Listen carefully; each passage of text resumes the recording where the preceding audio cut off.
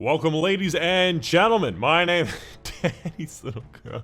My name is Dychronic, your host here on this Destiny 2 video. Today we're going to be talking about the Destiny 2 Weekly Reset for July 20th, 2021. First and foremost, the special thing going on this week is going to be increased infamy. So if you want to do those infamy resets for the seasonal challenges, or you just like infamy for some reason, it's double and triple infamy this week. Beyond that, there's nothing new on the calendar. The next major thing is going to be the end of the Solstice of Heroes and the last Iron Banner on August 3rd, which is not next week, but the week after that. Moving on, let's go ahead and get started with the weekly reset. For the Nightfall ordeal this week, it's going to be the Warden of Nothing. It's going to be the Prison of Elders mission with the big servitor at the very end, and I would personally recommend Legend difficulty. It's one of those missions that has a lot of enemies, but it's also a longer mission, so you may run out of points before you get to the 100k. I believe last week was a scout rifle, so this week should be the sniper rifle. For the Vanguard Strike playlist burn, it's going to be Arc Singe. For the rotating Crucible playlist, we have Team Scorched, which is a very fun playlist, and I would highly recommend it. Pro strat for this game mode, make sure you hold and release the trigger whenever you're firing it, because you can airburst it. Moving on to the Europa stuff, first and foremost for the Empire Hunt, we have the Technocrat, definitely one of the harder ones. Not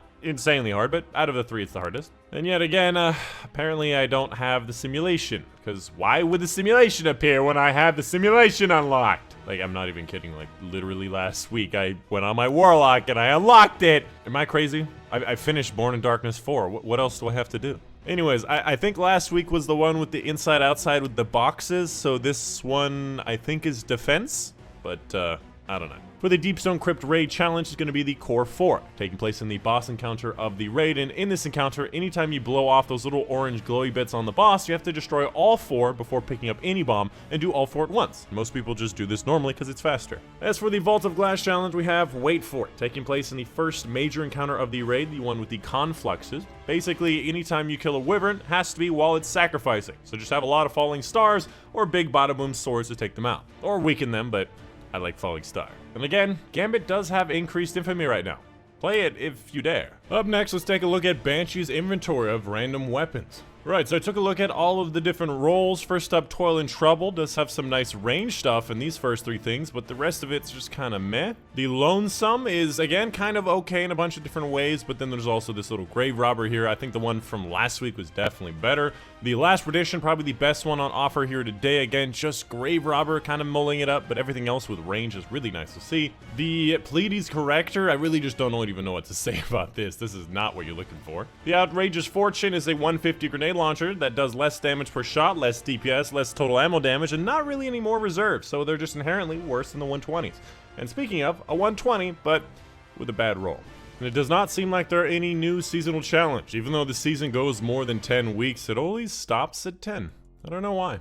Moving on, oh, that's adorable. Moving on to Eververse's Inventory. I noticed that there's 2 of them. Moving on to Eververse's Inventory, showing off what she does have available.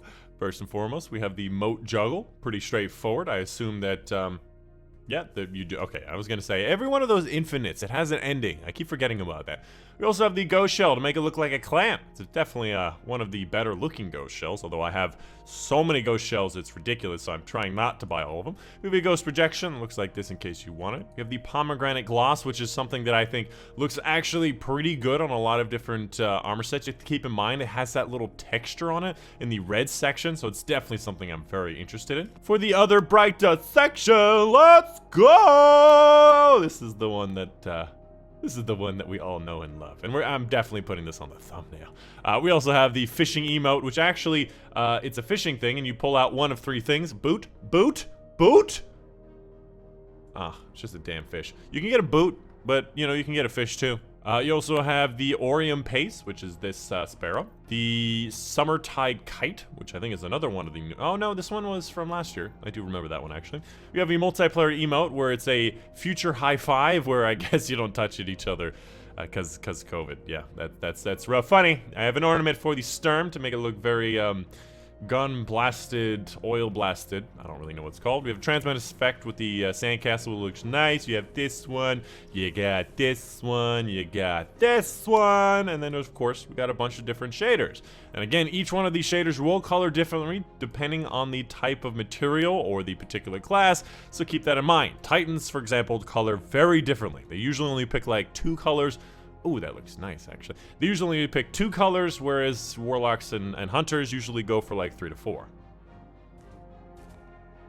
I did not know that that was solid. I jumped on that thinking that I would just go right through it. And finally, Hawthorne. Her inventory, her weekly raid challenge for the last wish raid, is going to be Strength of Memory, taking place in the final boss encounter. In this one, just don't shoot the same eye twice. Trade it with somebody else if you have the same eye, or if you're doing it the way that people normally do it, which is the cheese, just do it. You'll get it. And of course, make sure you come check out my live streams that I have right after these videos. You can see all the times on screen right now, twitch.tv/Dychronic, link in the description down below. Oftentimes open lobbies, or whether we're doing the Vault of Glass, Master Vault of Glass, Grandmaster Nightfalls, the new Solstice stuff, maybe just doing Override because we don't know what to do with ourselves. Check in the description down below. And of course, a big thank you to my patrons on Patreon. Specifically, a big thank you to Medi Budu, Mom Dad, Dr. Strange, Joe Smith, Monday, Steve Bachmanis, Raymond Chono, Panther, Casey Reagan for their support on Patreon. My name is Dychronic, and I'll see you guys on the next one.